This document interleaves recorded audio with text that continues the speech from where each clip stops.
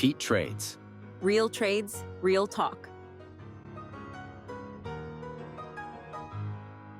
Hello everybody, welcome back to another video. Today is Monday, January 6th, and in this video, I'm going to go over the price action today. I'm going to go over my performance, and I'm just going to talk about the trades that would have yielded the most money. So first I'll review my performance today. I only traded inside the first 90 minutes, and I made about $160. I made $176.25 before fees. And yeah, so what happened today? So we gapped up. I'm going to review the MES here. We gapped up to S2 or to R2, resistance number 2, the second pivot. So obviously there was a lot of bullish momentum. It's an outside day. We just crossed over on the hourly, but there's this big gap here, and we are still kind of bearish on the daily. So I did play this long to start. Let me show my Discord. I'm going to try and start posting all my trades in my Discord. It's free, so be sure to check the description for that. But I thought about going long here, but I didn't at first just because that was a really big gap. I did end up taking long, but only with low risk, only with one MES contract.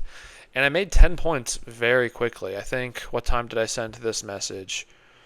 7:46, and it looks like I sold at, there's no way I sold that fast. Well, because I would have taken the picture, and then I sent it. I don't know. I held this for about 4 minutes and made 10 points. So that's a really good trade, really quick win. But I took profits at 10 points, didn't let it go further because I was expecting an oops reversal. I mean, 80% of days have reversal moves within the opening, 30 to 60 minutes in the opening range, it's called.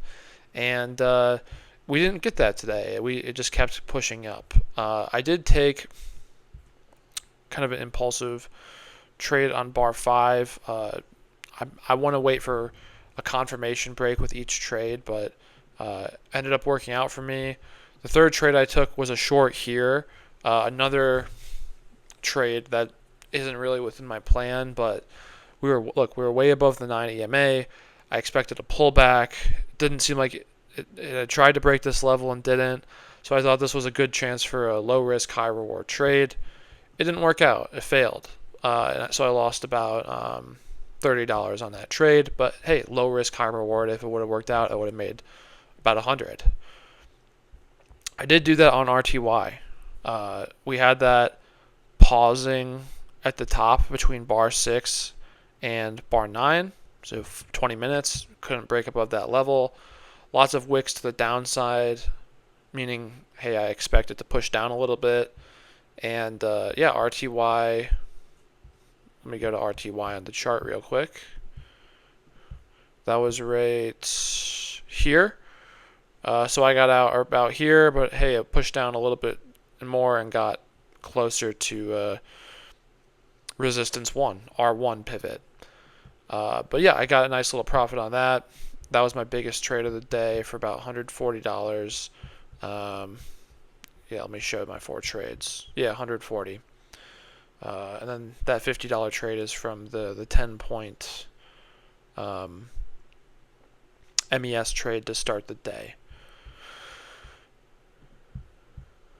And why did I go short on RTY instead of MNQ or MES? Because RTY had the most relative weakness. MNQ had the most relative strength. There is another time in the day, though, that would have been a great time to trade. And that is the reversal that we got. The market, make this closer, easier for you to see. The market pushed up, and it pushed up for the first 2 hours, but then it kind of stalled. And then it started to drop. And then we got an EMA crossover. And at this point, it's a good time to short. Once we get the EMA crossover, so let's just go bar by bar real quick. Bar 33.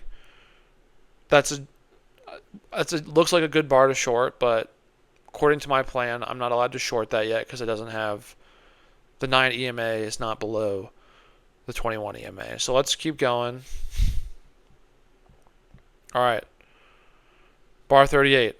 This is the first bar we're allowed to short, and I would short that bar if we got to break below. Okay, we got to break below, so I'm short. And yeah, I mean, pretty quickly, I'd get short on this bar, stop loss above. It's only a 5-point stop loss, and just try and hold for the big push down. Get out, maybe hit this target here. This could be your first take profit. Stop loss. So that'd be a 16-point trade in about 1, 2, 3, 4, 5, in less than 30 minutes. 16 points. $1,800 or $800 or no. Yeah, $800 if you trade one MES or one ES contract. What happens after this big bar though with this hammer? Because that bar was kind of erratic, and a lot of bulls came in. So if you're a bear, what's the right thing to do? Well, it's later in the day. We're inside the daily range, so I would definitely wouldn't go for a big home run. The time to go for a big home run is the morning, and if you get 16 points here on this crossover, you take it. That's a really good trade. I would even take less. I would take 12 points down here. That would be a great trade. But let's just go bar by bar and see what happens. So inside bar, another doji consolidation. At this point, I would just probably go for a smaller, like scalp type trade, breakaway. I don't know which even way that would have filled first. The best thing to do there is nothing, because it makes sense after we get this measured move that we're going to get some consolidation, maybe a pullback.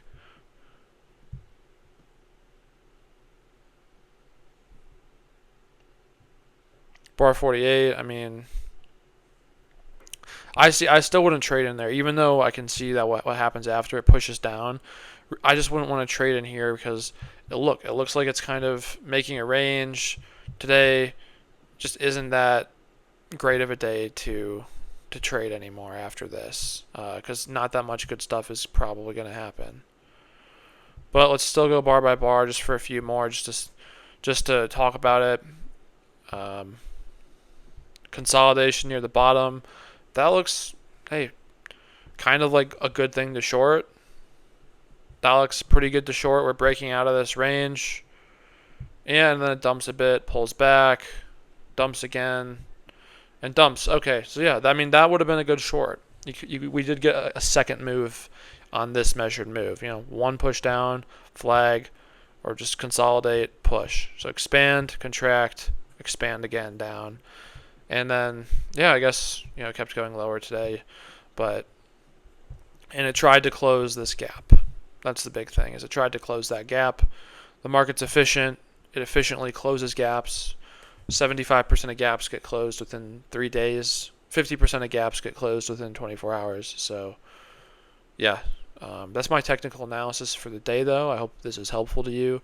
If you're a new trader, be sure to join that Discord because, hey, I'm just going to share the trades I'm taking. I'm not a guru. I don't charge for my Discord. I just share my trades and I'm transparent.